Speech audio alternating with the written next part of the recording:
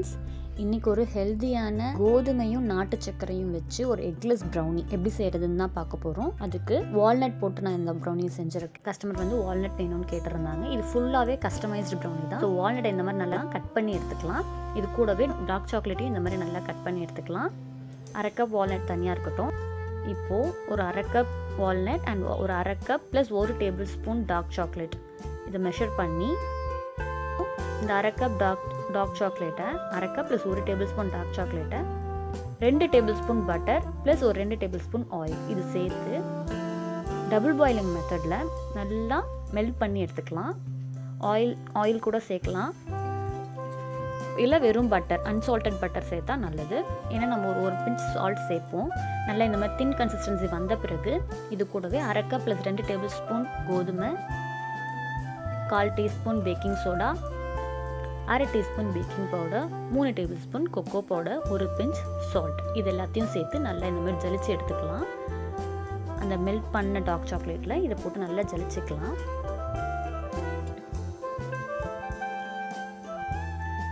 இது கூடவே அரை கப் தயிர், ஒரு 2-3 டேபிள் ஸ்பூன் பால், அரை கப் நாட்டு சர்க்கரை ப்ரௌன் சுகர் இது எல்லாத்தையும் நல்லா போட்டு மிக்ஸ் பண்ணிக்கலாம். ப்ரௌன் சுகர் ஓரளவுக்கு கரையணும். கன்சிஸ்டன்சி கொஞ்சம் திக்காக இருந்துச்சுன்னா பால் கூட ஆட் பண்ணிக்கலாம்.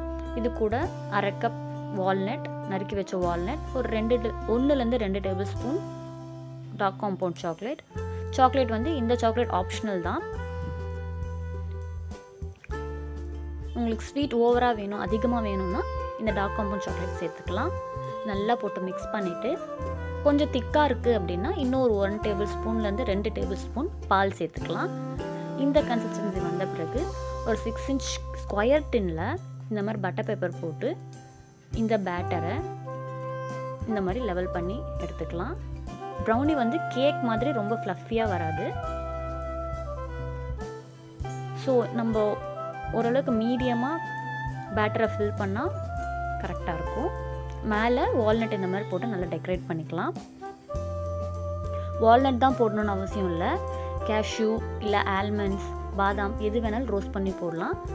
அவனை நான் 10 மினிட்ஸ் ப்ரீ ஹீட் பண்ணியிருந்தேன்.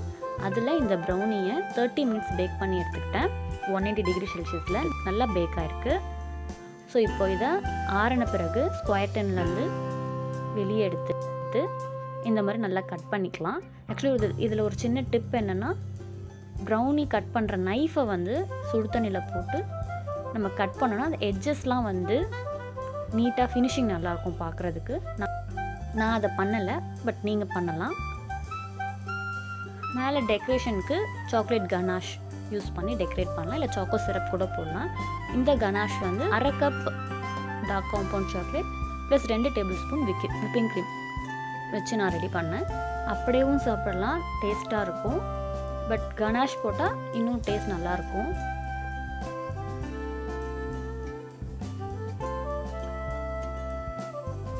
நம்ம விருப்பம் போல் இதை டெக்கரேட் பண்ணி எடுத்துக்கலாம். இந்த ப்ரௌனி வந்து 6 to 7 பீசஸ் வரும். இந்த கஸ்டமர் இதை கஸ்டமைஸ் பண்ணி கேட்டிருந்தாங்க. அவுட்புட்டும் ரொம்ப நல்லா இருந்தது. இந்த ப்ரௌனியை நீங்கள் செஞ்சு பார்த்துட்டு எப்படி இருந்ததுன்னு கமெண்ட் பண்ணுங்கள். இந்த வீடியோ பிடிச்சிருந்தா சப்ஸ்கிரைப் பண்ணுங்கள். தேங்க்யூ.